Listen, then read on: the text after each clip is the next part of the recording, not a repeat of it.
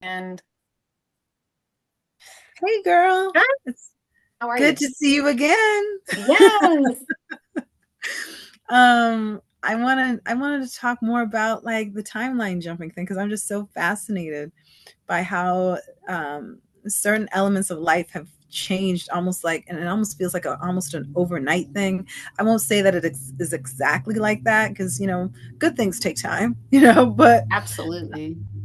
how would you describe, like, for example, I think I was just saying to you how I noticed your person's energy Mhm. has it just seems so much cleaner and brighter and fresher, and he seems like so grounded, and like I don't know exactly, like it's just so much more kosher. And I'm not saying he was this horrible person before, but there's a noticeable thing, like how, like, maybe after somebody fasts and you can tell there's something different and lighter about them. It's almost like he seemed like he did some kind of a spiritual fast or something, because he seems to be so, like, considerate and thoughtful and much more than before. What's has It's that? like night and day. And I would agree completely with you. And so literally, I felt the shift like I was explaining in the other video. And everything in my life started showing up differently, including him, and even to the point where when I was even on the phone with him, his voice sounded completely different. And it's so bizarre. But it's like a whole different, it's a totally different version. It's like the damn Chick-fil-A, right? We all remember growing up with Chick-fil-A and it was spelled not like Chick. And I remember being a kid thinking that's not how you spell chick, but that's how it was spelled. I think it was Chik. Yep. Yes. And all of a sudden it's spelled Chick. And I'm like, okay, okay, like whatever. And then I also realized that, okay, that's a complete shift. It's a whole reality shift. And instead of on a minute scale, it's just a huge scale, right? Same idea. Yeah. It's just a different, or somebody might say, oh, it's a shift in the matrix or whatever verbiage you want to use, it doesn't matter. So for my little microcosm that is my life, same thing. It's still the same, like, body. He still looks the same. Might even be a little taller, actually. But his voice has changed Yeah. and his behavior has changed. He's showing up completely different. I'm showing up completely different. Hmm. And it's just literally it's the new spelling of the Chick-fil-A. And it's Love it's like it. it's been there all along and it's never not been him, which is so weird. But we both know of the former version. So it's freaking weird, but it's amazing. But it all comes back, in my opinion, to your beliefs, and your beliefs will be your existence. Yeah. And I I, fully, wholeheartedly, partially, honestly, because of you, like you're really the person who brought me onto this path completely. I remember we were sitting in your car. oh It was yeah. IHOP. Was it IHOP or like No, Silver it was Silver Diner? Diner. Okay. Yeah. And you're talking to me, and I'm like, what are you talking about? I don't know what any of this means. I'm like, Yeah. DF and TF, and I'm like, what's the divine? What is she talking about? And I was just like, okay. I was like, sure, I don't know. Hmm. And just throw it against the wall, see if it sticks. Sure, I'll go down this road. We'll go down the rabbit hole. And it has completely shifted my whole existence. Um, to a point where, and you texted me the other day, you're like, he's showing up as your dream guy. Hmm. And he really is, because I'm attracted to him. And it's not like, there's no, like, it's not like, oh, I wish I could, and it's like all You're not settled. trying to change him. It's like you have accepted him because you've accepted yourself more, and Absolutely. met and met more of the ideal person you want to be. Exactly. And it's shifted everything completely. My whole life, my whole existence is shifting. I'm still in the movie industry, but it's just, like another facet. And it's so interesting. It's so interesting. It's so cool. And girl, your reality before was pretty cool too. I mean, I remember watching Netflix and you telling me, yeah, I'm that extra that's in this one suit over here. And so many times you could say that. It was more than one time. And then I tell my kid, like, yeah, I know somebody else that's an extra. Because I mean, it's so cool to have people around that are pursuing their dreams, and then you can actually see them meet them like on television. There's just something really cool about seeing you in that box, and with the screen on it. It's like, wow, you know so that whatever you really feel you could do, Yeah, you know absolutely. you you I remember leaving the DC area, gosh, what was it, 2016, 15, 16. And I was like, I'm going to be doing stunts in Marvel. Like I will be working on Marvel sets, doing stunts. And sure enough, 2020 came along. Boom, there it was. My first Marvel gig was on Falcon and the Winter Soldier.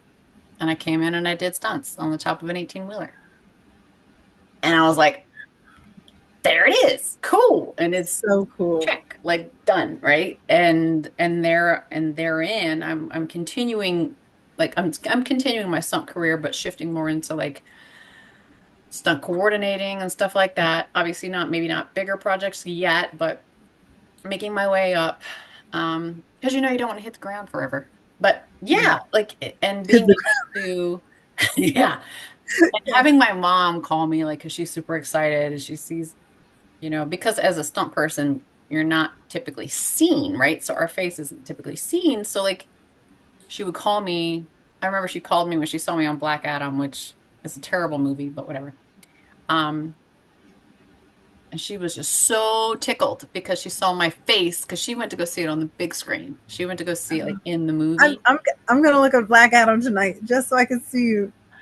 There's my mug, and I was like, oh God. And she said, she- my friends all like all a bunch of my stunt friends, they sent me photos. I was just like, great.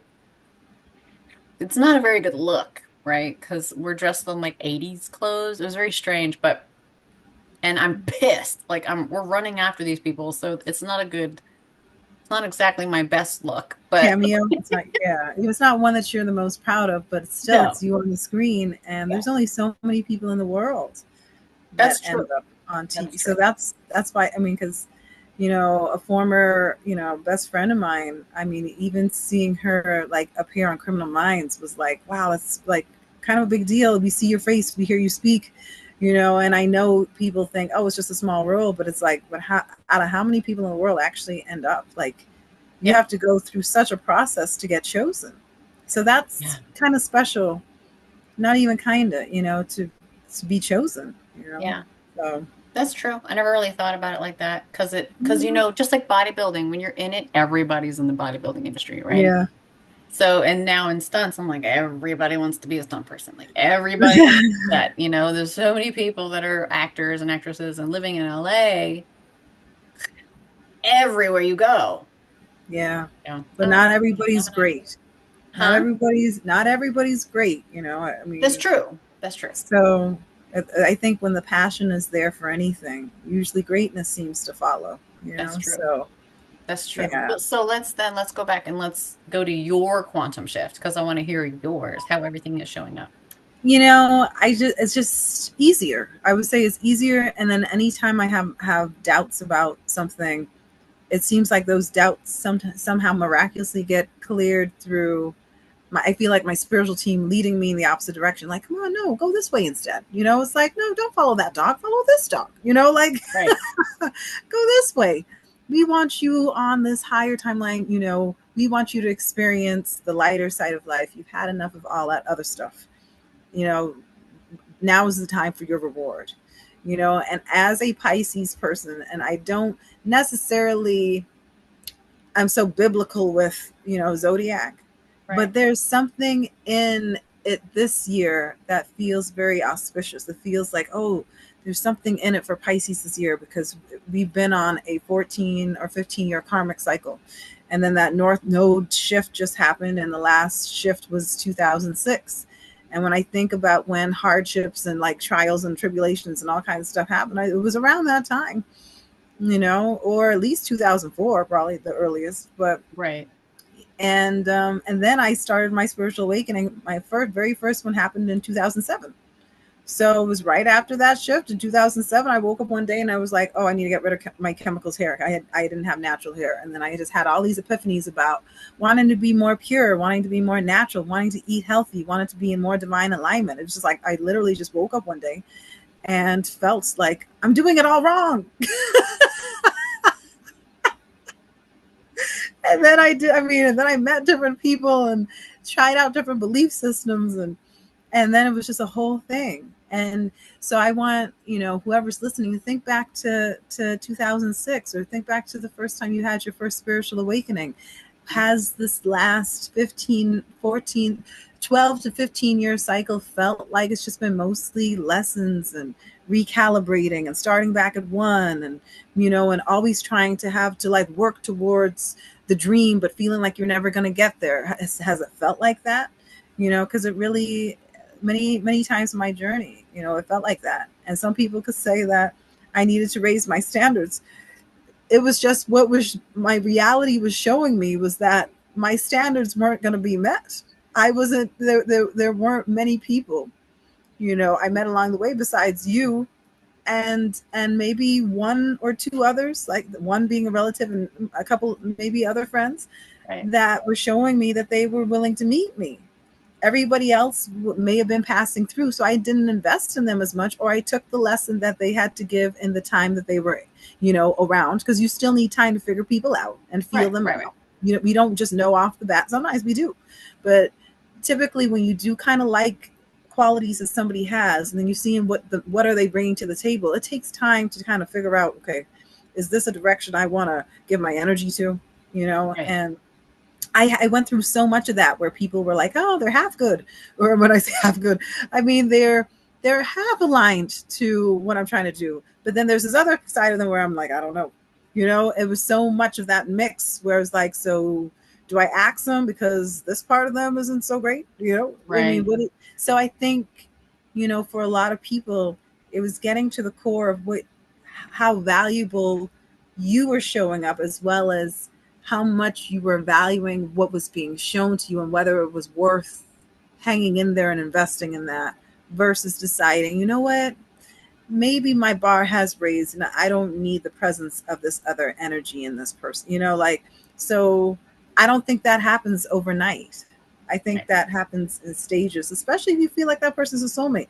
Just because they're a soulmate doesn't mean that they don't come with lessons, and that it's this really fantastical thing, but it still can be fantastical and be karmic.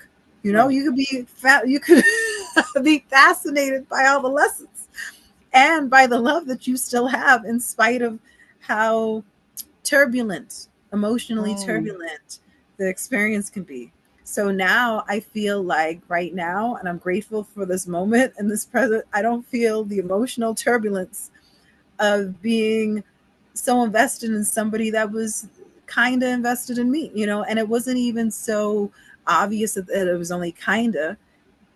I felt the depth. The crazy thing was, I felt the depth of the emotion in my person when I would hug him or be affectionate or intimate. I would feel the depth of how much he loves me.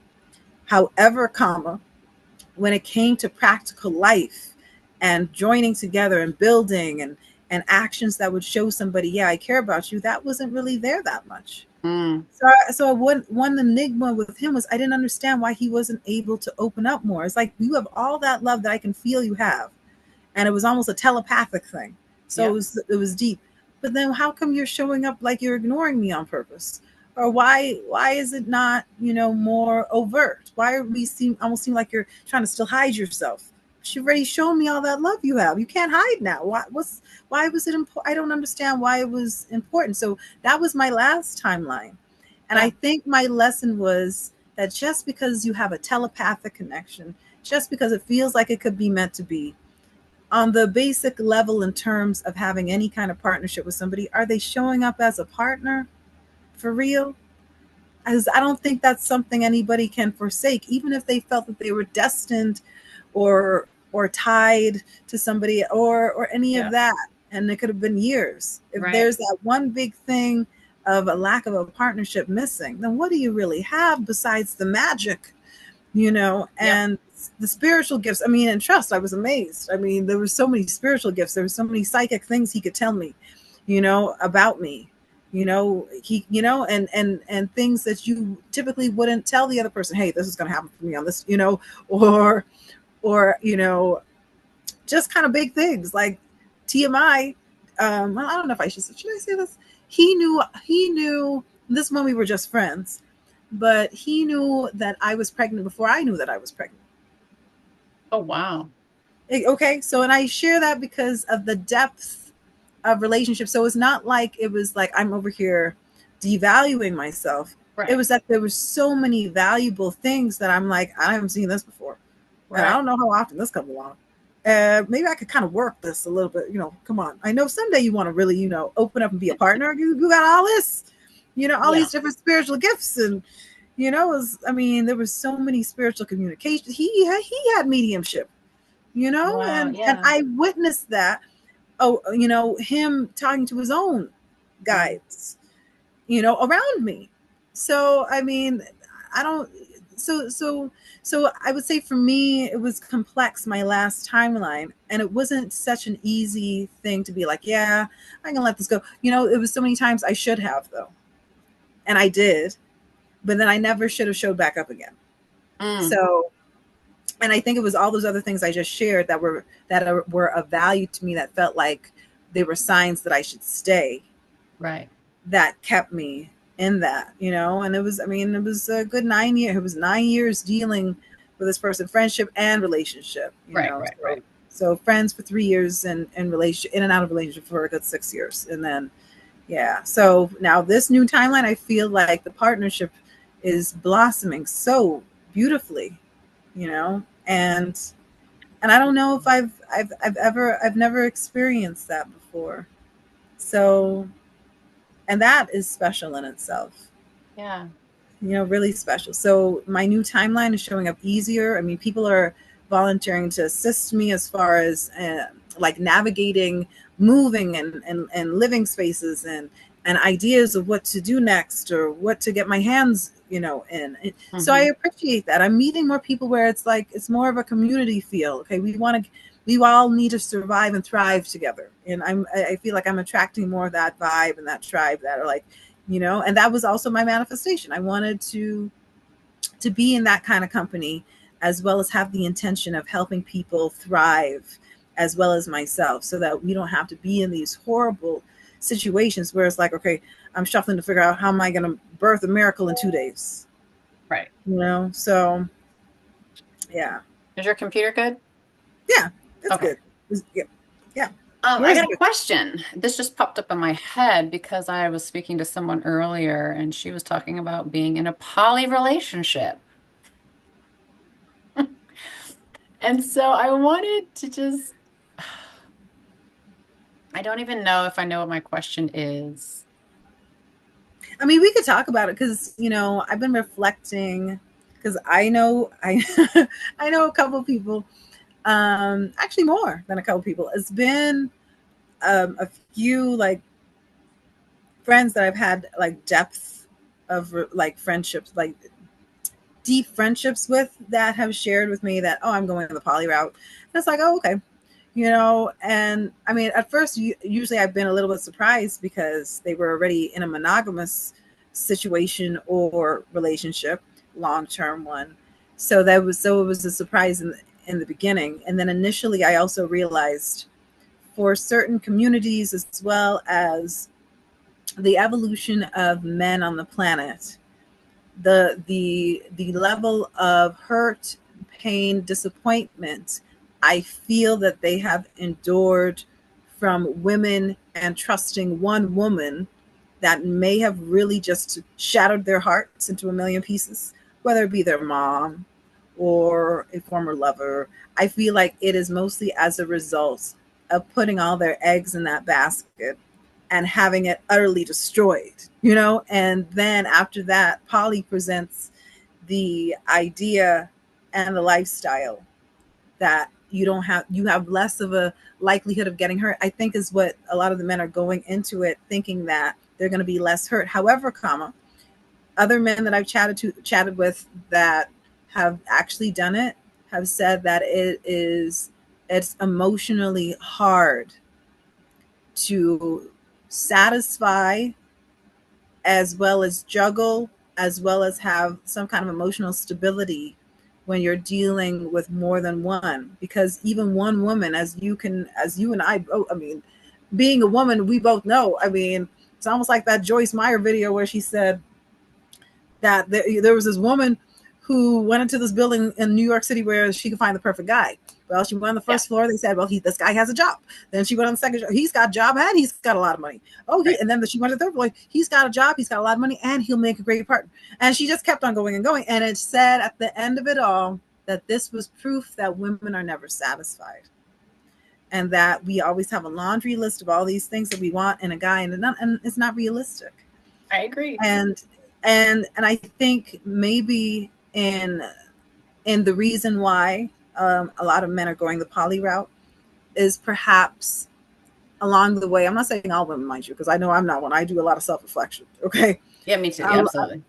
you know, and you do too. Yeah, and we have these. I mean, this is the basis of a lot of our conversations Yeah. about okay, what I need to change, what I need to manifest, what I need to Yeah. work on, all of that. I don't know if I don't know how many other women are doing that, are prioritizing that. It seems like a lot of the status quo women are prioritizing wallets and accounts and how they can Mhm. get more from their partner to cover them and pay. And I'm not saying men aren't supposed to provide, but if that is your main focal point versus what you offer, I don't know what those results, you know, like what the results of that in a relationship is going to breed, other than a man that's going to feel used by the end of it all, because Well, her focus was more about what she could get rather than what she could give, well, you and know. what's interesting is the only male that I know who's in a poly relationship has no money. So that's funny to me. But um, yeah, so I go, huh. Yeah, because I think that's one of the things too. So the Everything original else, idea, go go ahead. on, the original idea of poly, especially let's go back to tribal times, was like we had shared and discussed from that Tales of the Night Rainbow, Hmm. was that it was all about taking care of a widow who was like a brother's sister-in-law, Yep. you know, that kind of. So you would have to have, you know, resources. It was about Right. having resources and offering that to the widow. It wasn't necessarily about, hey, let me juggle this one and that one and see what, you know, and see how I can, you know, do whatever, you know. So Yeah. And my take is it polyamory stems from lack of self-love and self-worth on both parts. hmm. And yes, yeah, I would say that the guys that I know, and I know like three, um, one of them had a relationship where the girl really didn't, she didn't show up and really value him, and then they had been engaged and it broke off a couple times, and yeah, it was, so I know it was coming from a place of the lack of having what he had wanted by a certain age. You know, it was like, I wanted to be married and have kids. Well, now I'm presented with this other road because that's not happening. So now they want to, you know, go a different route that's almost completely the opposite. Because Yeah. what are you building? I mean, everybody's got, I will say, not every poly community is the same. Right. But again, I think the thing that remains the same is I don't know how a woman, and I can't speak for all women, but I'm just saying, I don't know how a woman, where we're mostly emotionally based, can feel satisfied and not feel emotionally conflicted with sharing a person that they share their deepest intimacy with, Right. And see, and my not. whole thing is like on that, piggybacking off of that, it's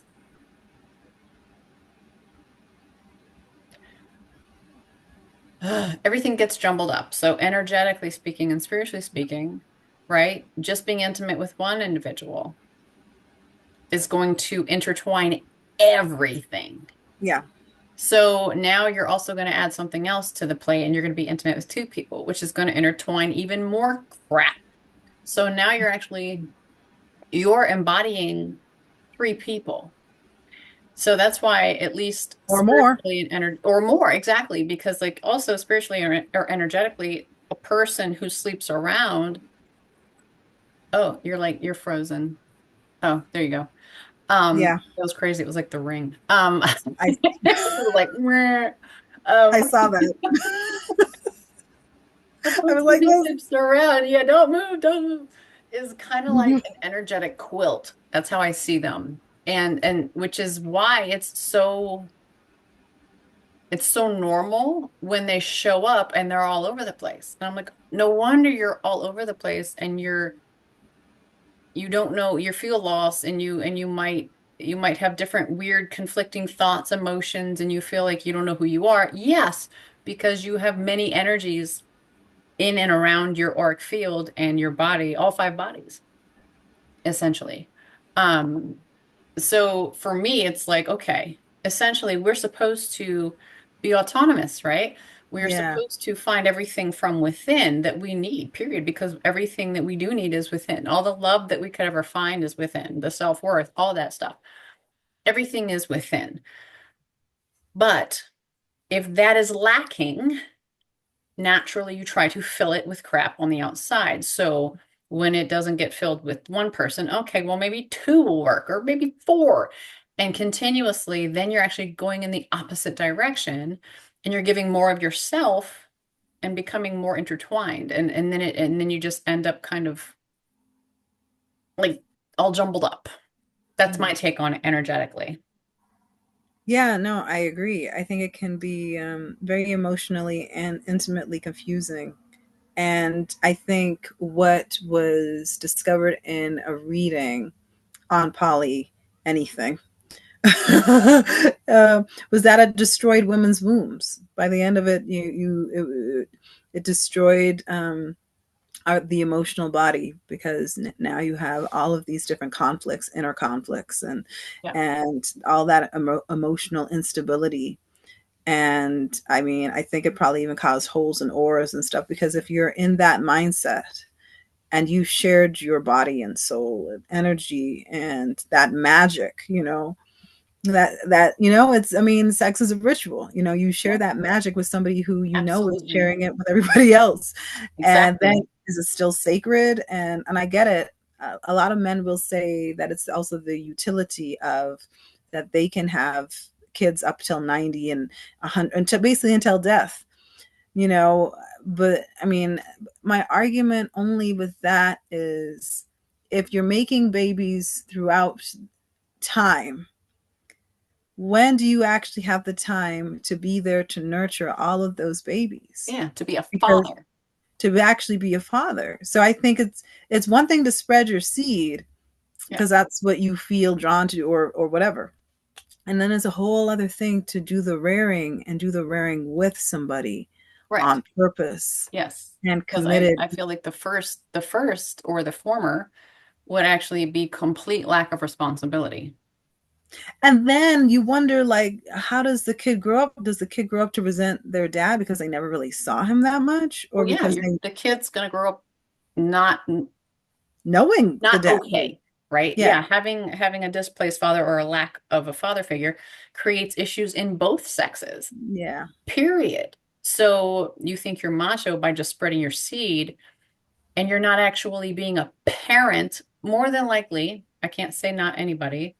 But typically speaking, if someone's just spreading their seed, they're not being a present parent in yeah, that child's life, in each individual life. You're not giving the energy, you're not giving yourself to this child, which is then yeah. doing a disservice. And that's just complete selfishness, in my opinion. I agree. I completely agree, because I mean, one of the most special things we can do on this planet really is give birth to another soul. We can, it comes through the portal of this womb, and we can't do it without that little swimmer that starts Yep. the whole process. So I won't, I can't discount the value of either of us.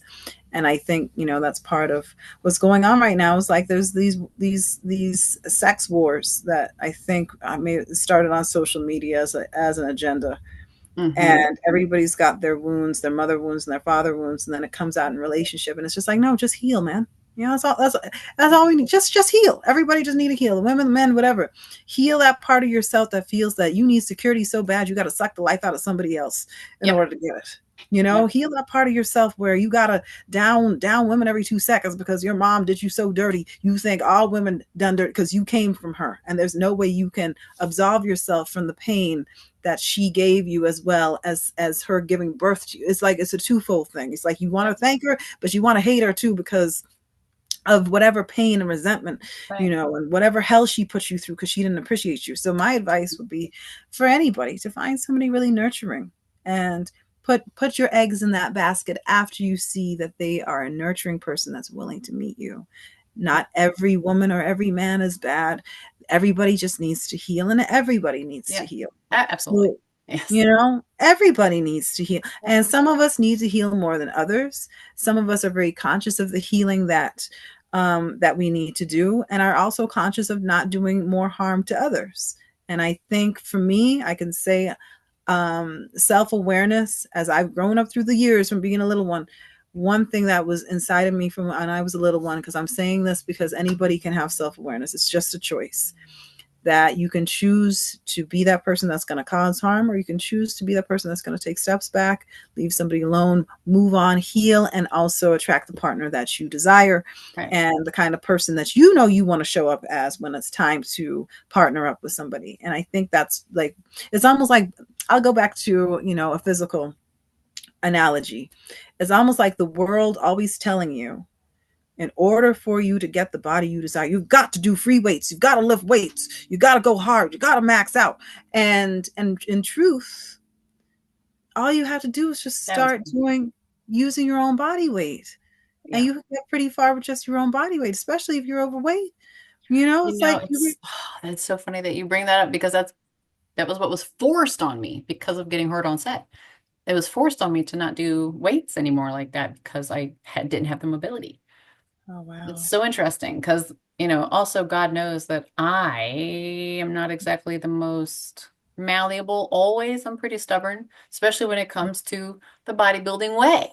It's Yeah, cardio and it's lifting, period. Like, that's it. yeah, So, like, it's so interesting that you say that because I am begrudgingly being pulled into that direction, but I'm trying to embrace it more and changing my body and wanting to be longer and leaner instead of like hot diesel, right? I yeah, don't need that because I don't want to be in the masculine energy so much anymore anyway. yeah, I'm actually embracing my feminine side. I have yeah. freaking nails. These are I my lo- nails I was gonna say I love your nails, and and they're mine. you know what? And you know what? Tomboys can evolve. I've definitely been a tomboy, and I think that's why people thought I was so weird in college. Man, she's always going to the gym. It's so weird. It's so normal to me. I'm like, that's normal. What do you mean? I think in the location that I was at the time, Where were in you, the Howard? Midwest, in Indiana. Indiana, I think, is one of the largest Indiana. states. It has some of the largest people Okay. are in that state.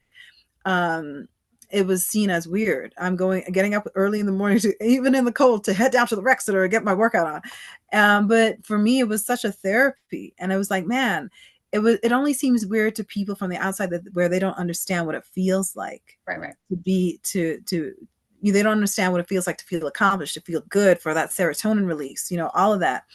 But it was such a healing for me, so Yeah. when we talk about relationship and we talk about in terms of the analogy of just use your own body weight, I was really trying to say, before getting a partner or trying to achieve all these different things on paper, like, oh, I got to get married, I got to do this, I got to do that, I got Yeah. to appear this way in society, just heal first. Yeah.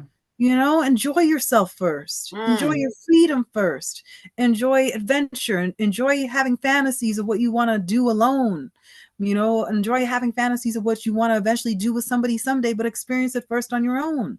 Learn yourself, satisfy yourself, please yourself, and Absolutely. really, like, take joy in doing a lot of things yourself.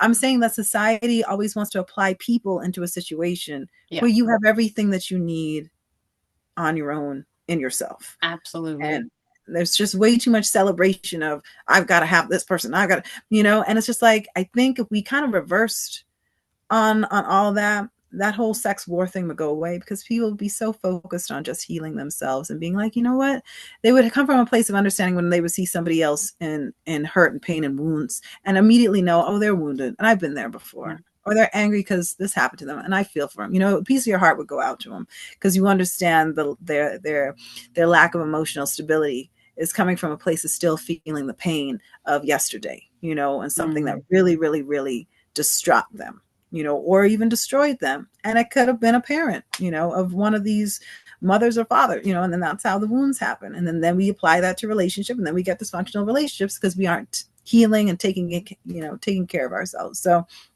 you know, so when I think of poly, I think of somebody that's trying to slap a band-aid on, you know, somebody that didn't, that